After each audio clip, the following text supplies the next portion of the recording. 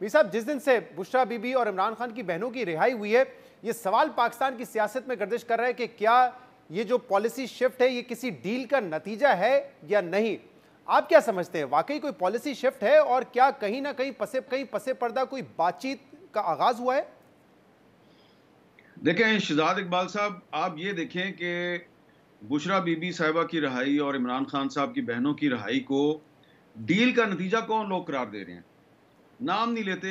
आपको अच्छी तरह पता है कौन कौन लोग जो हैं वो इसको डील का नतीजा करार दे रहे हैं। तो उनका ताल्लुक तो हुकूमत और उसके इत्तेहाद से है, और वो जानबूझकर एक तरफ कहते हैं जी कि ये कोई डील हो गई है, और दूसरी तरफ बुशरा बीबी की जो जमानत पर रिहाई है उसको एफआईए सुप्रीम कोर्ट में चैलेंज कर देती है। तो मुझे समझ नहीं आती कि जब बुशरा बीबी जो है उनकी रिहाई को सुप्रीम कोर्ट में एफआईए चैलेंज कर रही है, जो कि मुद्दई है बुशरा बीबी के खिलाफ तोशाखाना रेफरेंस में, तो इसको आप डील कैसे कहेंगे।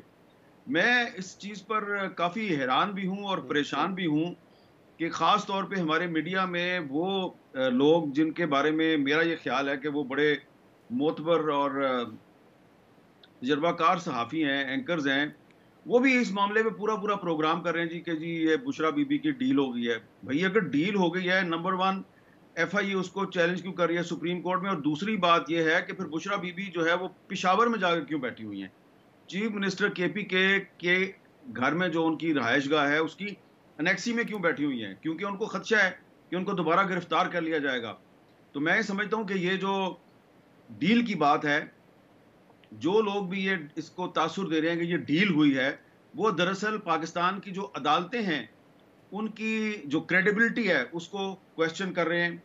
दूसरी तरफ वो कहते हैं जी कि अदलिया जो है उसके साथ बड़ी तहरीक इंसाफ की तरफ से बड़ी ज्यादती की जाती है। तहरीक इंसाफ जो है वो जजों के बारे में प्रोपेगेंडा करती है, उनके बारे में बड़ी गलत इल्जामात लगाती है।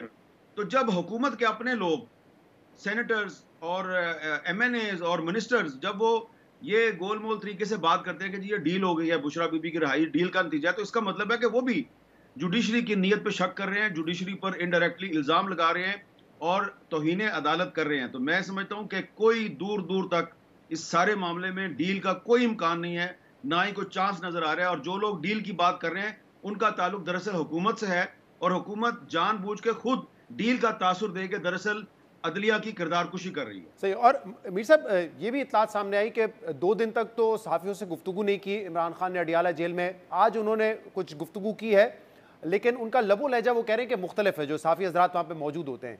इसकी आपको क्या वजह नज़र आ रही है? देखें, उसकी वजह यह है कि मेरी अभी थोड़ी देर पहले भी तहरीक इंसाफ के कुछ रहनुमाओं से बात हुई है जिनका राब्ता है इमरान खान साहब के साथ।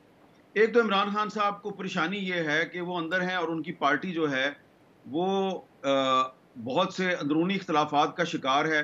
दूसरा, उनको ये भी शिकवा है कि जो ये जो 26th अमेंडमेंट के हवाले से जो उनकी पार्टी का जो स्टांस रहा है उसके बारे में उनको सही तरीके से ब्रीफ नहीं किया गया। हालांकि 4-5 रहनुमा उनको मिले भी थे, फिर दोबारा 4-5 रहनुमा जो है वो मिलने के लिए गए थे परसों, लेकिन उनको नहीं मिलने दिया गया। तो उसकी वजह से एक कम्युनिकेशन गैप भी है, और उन्होंने कुछ लोगों की ड्यूटी लगाई थी कि जी आप अपनी पार्टी के लोगों की उन्होंने को असाइन किया था कि ये जो खैबर पख्तूनख्वा में अली मीन गंडापुर साहब जो हैं वो किसी के बारे में स्टेटमेंट दे देते हैं, उनके बारे में कोई स्टेटमेंट दे देता है, तो ये मामला रोकें। वो मामला नहीं रुक रहा, तो जाहिर बात है उससे इमरान खान साहब थोड़े परेशान तो है ना, पार्टी के अंदरूनी मामलात हैं। लेकिन अब मुझे लग ये रहा है कि जो अली मीन गंडापुर साहब हैं उन्होंने इमरान खान साहब की हदायत पे में जलसे किया, जहां पे कि शायद वो हुकूमत के खिलाफ बाकायदा तहरीक चलाने का ऐलान करेंगे। और आज बिल्कुल उन्होंने प्रेस कॉन्फ्रेंस में कहा है कि हम फैसला कुन अपना मार्च करेंगे इस्लामाबाद की तरफ, इसका भी उन्होंने जिक्र किया है। कल हमारे प्रोग्राम में बैरिस्टर सैफ साहब ने कहा कि ये कोई डील शील नहीं है। उन्होंने कहा ये अलबत्ता ज़रूर हुआ है कि एक पॉलिसी शिफ्ट है, क्योंकि अदारों को भी एहसास हो गया था कि जो उनकी सख्ती है उससे कोई फ़वाइद हासिल नहीं हो रहे, तो उन्होंने भी एक पॉलिसी शिफ्ट की है और वो भी पीछे हटे हैं। दोनों तरफ से कह रहे हैं कि लोग पीछे हटे हैं, क्योंकि और ये कोई डील नहीं है, एक अंडरस्टैंडिंग है कि उनको पता था, एक रियलाइजेशन है कि कुछ हो नहीं रहा है, तो दोनों जो है वो पीछे हटते हैं। इसमें आपको लगता है कोई सदाकत है? देखिए, ये बैरिस्टर मोहम्मद अली सैफ साहब का एक मौक़िफ़ हो सकता है, लेकिन जो मेरी अंडरस्टैंडिंग है वो ज़रा डिफरेंट है। मैं आपको मिसाल देता हूँ जी। कि ایمان مزاری صاحبہ اور ان کے ہسبینڈ جو ہیں ہادی علی چٹھا صاحب, ان کو کتنے اہتمام کے ساتھ, کتنی شان و شوکت کے ساتھ اسلام آباد پولیس نے دہشت گردی کے مقدمے میں ان کو گرفتار کیا.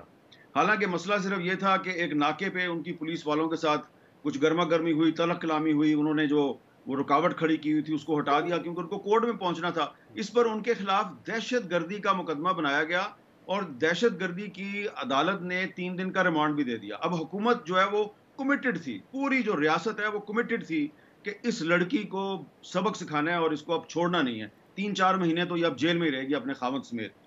لیکن عدالت نے ایمان مزاری کا جو جوڈیشل جو فزیکل ریمانڈ دیا گیا تھا اس کو سسپینڈ کیا اور ان کی ضمانت لے کے ان کو رہا کر دیا, کیونکہ سب کو پتا تھا کہ ان پر جو ٹیررزم کی جو دفعہ لگائی گئی ہے وہ غلط تھی. تو دیکھیں عدالتیں اپنا کام کر رہی ہیں. یہ جو ایک ٹوسٹ کرنے کی کوشش کر رہی ہے نا حکومت سارے معاملے کو, اس کی ٹوسٹ کرنے کی وجہ یہ ہے کہ حکومت کا خیال تھا کہ ہم نے یا آفریدی صاحب کو تیسرے نمبر سے لا کے تو ہم نے ان کو چیف جسٹس بنا دیا ہے, تو اب تو وہ اسی طرح ہمارے مفادات کا تحفظ کریں گے جس طرح پہلے قاضی فائزہ صاحب کر رہے تھے.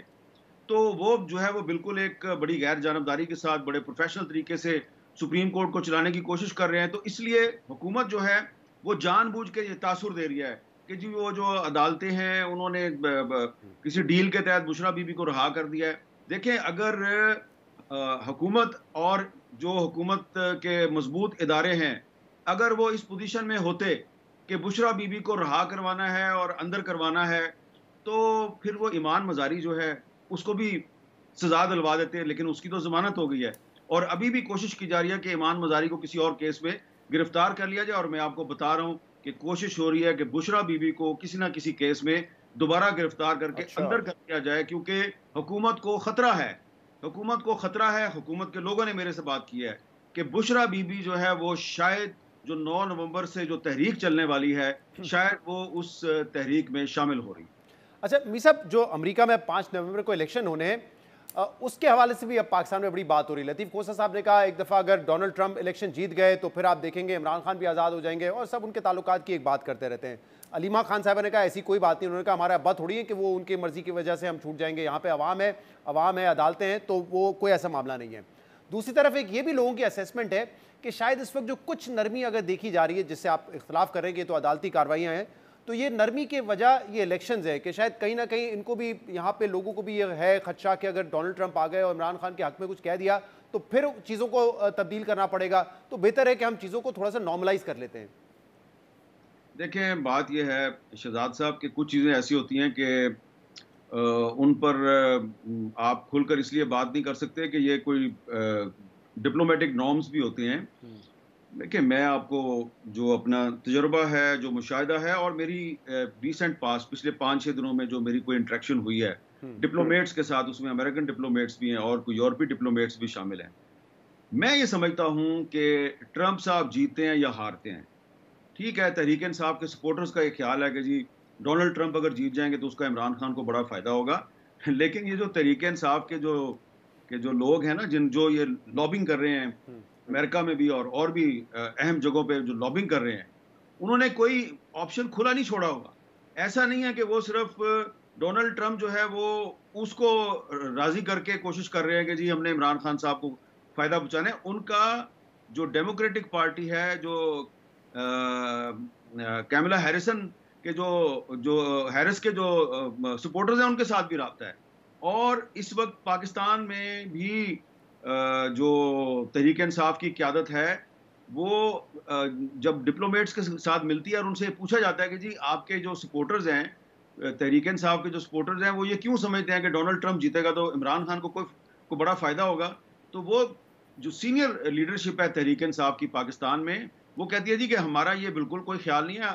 ہمارا یہ خیال ہے کہ جو بھی دونوں میں سے جیتے گا ہم نے ان کو کنونس کرنا ہے کہ جی پاکستان میں ہیومن رائٹس کی وائلیشنز ہو رہی ہیں اور آپ نے جو ہے وہ پاکستان پہ توجہ دینی ہے. اور دیکھیں میں آپ کو بتا رہا ہوں کہ اس میں حکومت جو ہے نا شاید اس کو بھی انڈرسٹینڈنگ نہیں ہو رہی کہ امریکہ سے زیادہ مسئلہ پاکستان کو ہونے والا ہے EU کنٹریز سے, کیونکہ ابھی کچھ دنوں میں جو GSP پلس اسٹیٹس کا ریویو ہونے والا ہے, اور پاکستان کی 60% جو ٹیکسٹائل کی ایکسپورٹ ہے وہ EU کنٹریز میں جاتی ہے، اور EU کنٹریز کے ساتھ کم از کم 30 انٹرنیشنل کنونشنز پر عمل درآمد کا پاکستان نے وعدہ کیا ہوا ہے.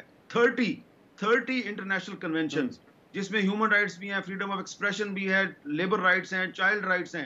پاکستان نے لیجسلیشن کرنی ہے ان سارے معاملات پر، جو کہ ابھی تک نہیں ہوئی. آپ نے 26ویں آئینی ترمیم کر لی، 27ویں پہ بحث چل رہی ہے، لیکن جو آپ نے GSP پلس سٹیٹس کو مینٹین رکھنے کے لیے جو لیجسلیشن کرنی ہے، جو اقدامات کرنے ہیں، اس طرف آپ توجہ نہیں دے رہے. تو امریکہ سے زیادہ پرابلم پاکستان کو EU کنٹری سے ہو سکتا ہے. ڈونلڈ ٹرمپ صاحب جیتتے ہیں یا ان کی مخالف پارٹی جیتی ہے، مجھے نہیں لگتا کہ فوری طور پہ عمران خان صاحب کو کوئی فائدہ ہوگا. تحریک انصاف کو بڑے پاپڑ بیلنے پڑیں گے.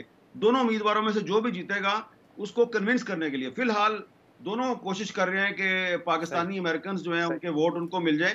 لیکن میں اس مفروضے سے اتفاق نہیں کرتا کہ اگر ڈونلڈ ٹرمپ جیت گیا تو عمران خان کو بڑا فائدہ ہو. بہت بہت شکریہ.